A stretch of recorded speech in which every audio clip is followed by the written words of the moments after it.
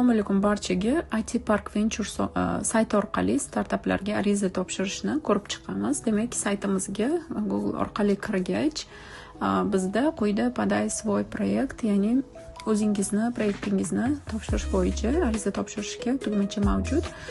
Bu yerda investorlar uchun ham ma'lumotlar bor. Keyingi tugmani bosib kirganimizdan keyin startap nomini yozamiz, ya'ni startapingiz nomi yoziladi. Uning bu yerda industriya sohasi bor. Industriya ya'ni qaysi yo'nalishga tegishli ekani biz edtechni tanladik. Edtech va bu yerda startapingizning nima bilan shug'ullanishini yozishingiz kerak.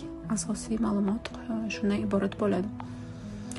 Keyingi bo'limda наличие продаж, ya'ni sotuvlar nechta ekanligini yozasiz va jamoada nechta inson borligini ham yozishingiz kerak. Ism, familiya, ma'lumotlar beriladi. Yoshingiz va kompaniyangizning veb-sayti mavjud bo'lsa, uni ko'rsatishingiz lozim.